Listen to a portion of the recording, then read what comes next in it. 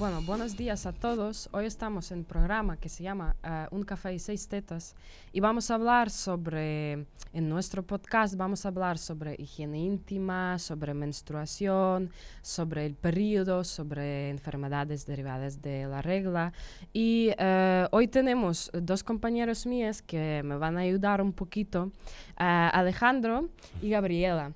Que Gabriela va a empezar nuestro podcast y va a hablar sobre higiene íntima en general. Cuéntanos un poquito. Bueno, a ver, así en general, o sea, la higiene íntima es algo que hay que tener muy en cuenta, tanto si eres hombre como si eres mujer. Ya es verdad que hay mucha gente que no le da la importancia o no le da el tiempo necesario a esta situación.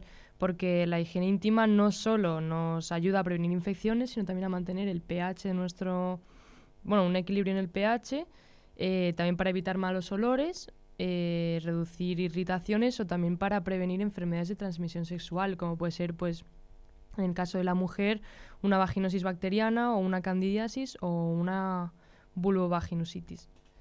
Entonces, bueno, la verdad que algunos consejos que yo puedo dar es sobre todo en el caso de si estás teniendo la menstruación, igual requiere una atención extra a la higiene íntima porque tienes que mantener, por ejemplo, si usas compresas, pues cambiarlas más regularmente, o si usas tampones, pues también tener un poco de cuidado porque hay mucha gente que le ha pasado que se le olvida que tiene un tampón dentro y luego o se ponen otro o se les olvida y lo dejan ahí igual un montón de horas, que no es nada recomendable.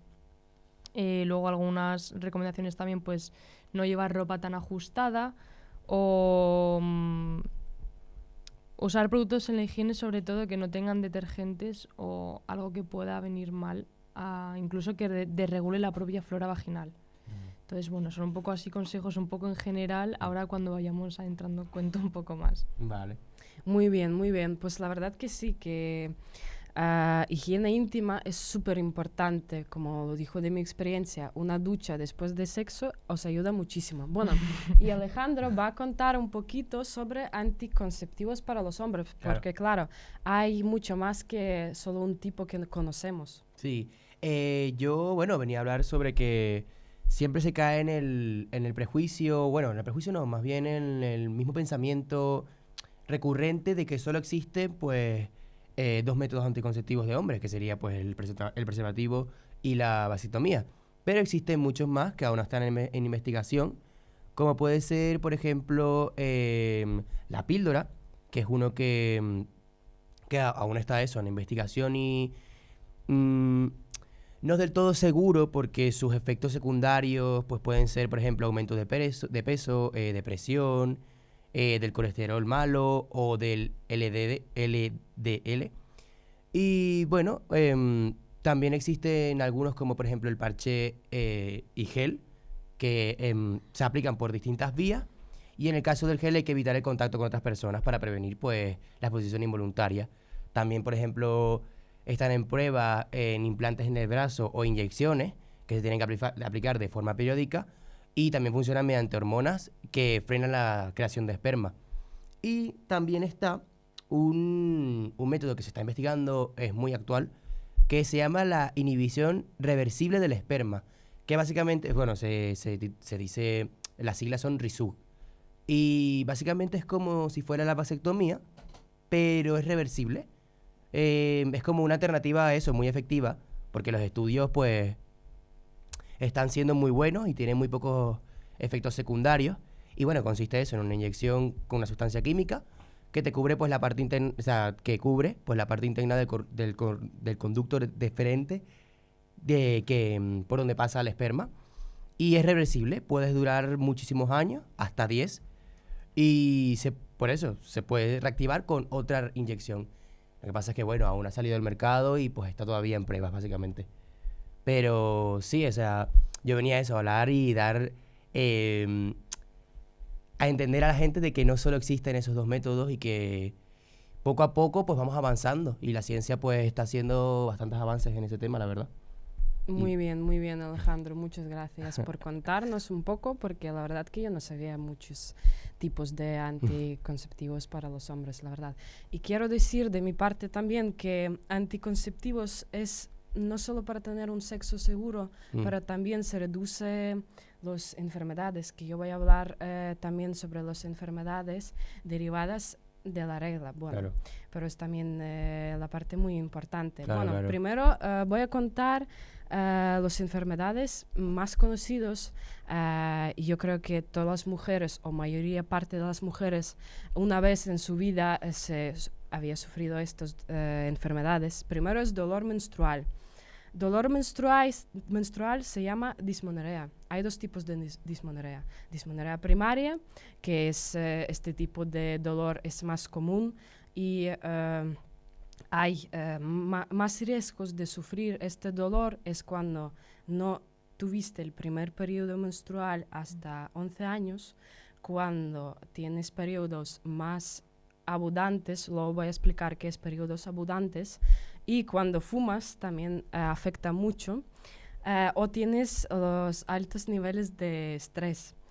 Y dismenorrea secundaria, este tipo, suele ser causado por otros problemas de salud. Entonces, dolor menstrual, yo creo que todos conocemos qué es y una vez en nuestra vida hemos sufrido esto. Periodos faltantes. También yo creo que es una enfermedad, bueno, no puedo decir que es una enfermedad, pero es una situación que muchísimas mujeres tenían una vez en mi vida. Por ejemplo, yo sí que tenía. Y en edad como 15, 14 años. Y periodos faltantes se llama amenorrea.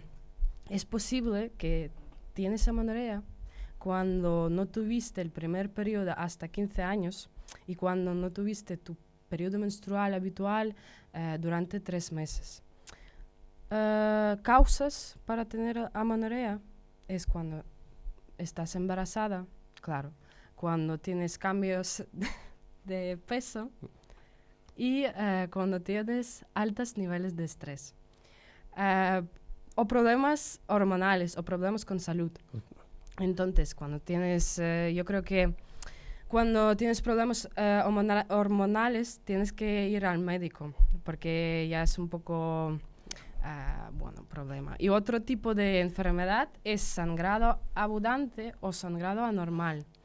Si tienes sangrado abundante, tus periodos pueden ser súper dolorosas,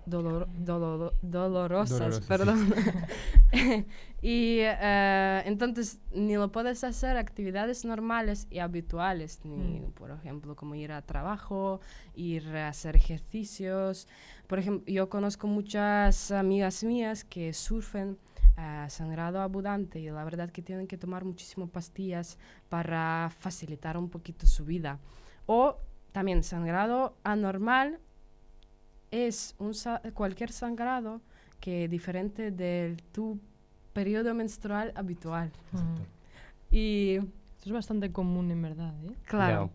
No, pues sí. Es que de hecho leí que la regla no se regula hasta que tienes, por ejemplo, más de 20 años, creo. Sí. Sí. Aunque te baje la primera vez con 11 años, no se regula por completo. De hecho, igual no se te regula en toda tu vida. Eso puede llegar a pasar en algunas ocasiones. Y yo quiero decir que lo que has contado no es enfermedades como tal. Para, no tengo un mes periodo menstrual, voy a ir a médico. No, es que diferente de persona. Claro, todos somos diferentes y depende de la persona. Justo. Bueno, y entonces nos acabamos de enfermedades derivadas de la regla y creo que en este punto vamos a finalizar y acabar nuestro podcast, nuestro programa. Pero yo quería hacer una breve anotación, Claro, porque leí el otro día un estudio que decía que se habían hecho investigaciones y pruebas acerca de... que se habían encontrado 2 tipos de metales peligrosos en 12 marcas de tampones americanos. Entonces, no hay que preocuparse porque esto es algo que se ha desmentido. O sea, no se ha desmentido como tal, pero al final hay muchos productos que tienen algunos o ciertos componentes cancerígenos pero que al ser tan poca la cantidad no es dañino para la salud como tal. Claro. Lo único es que quería hacer un breve apunte porque al final este estudio, toda la investigación y las pruebas y todo esto lo han realizado mujeres. Entonces, al final es muy importante que las mujeres lleguen a ciertos cargos porque parece que si no lo estudian las mujeres no se estudia o se estudia mal. Entonces, al final es como que a la mujer se le autoimpone, ya sea la sociedad o quien sea, que tiene que cuidarse, que tiene que saber cuidarse y que tiene que no solo cuidarse a sí misma, sino adquirir... ¿cómo se dice?, la capacidad de la otra persona ya o adquirir ciertos comportamientos que tiene que realizar la otra persona, en el caso de una pareja, por ejemplo, ya porque es ella a la que le pasa algo malo, por así decirlo. O sea, un embarazo no querido, al final se le echa la culpa a la mujer muchas veces. Sí. Y entonces es como... al parecer, o sea, parece que si no lo hace la mujer, en muchas ocasiones o en muchos aspectos no se hace. Sí. Y es algo que se nos autoimpone cuidarnos y tener que hacerlo, pero por ejemplo luego las compresas cuestan igual 6 euros el paquete de compresas en el mercado, ¿sabes? Y es como, y si no tengo el dinero necesario para todos los meses gastarme mínimo, si tienes por ejemplo un periodo abundante, como ha comentado Ana, ya no te vale con un paquete de compresas, te vale con 5 o... Bueno, 5 igual es mucho, pero me refiero... Es un producto de primera necesidad y que los precios que tienen son una locura. Sí, entonces era para mencionarlo más que nada, pero, no, pero ya está. Bueno, chicas, pues muchas gracias a mis compañeros para ayudarme un poquito a contar sobre este podcast y vamos a acabar. Y quiero decir muchas gracias por vernos, por escucharnos, espero que os haya gustado y nos vemos en la semana que viene. Muchas gracias. Adiós.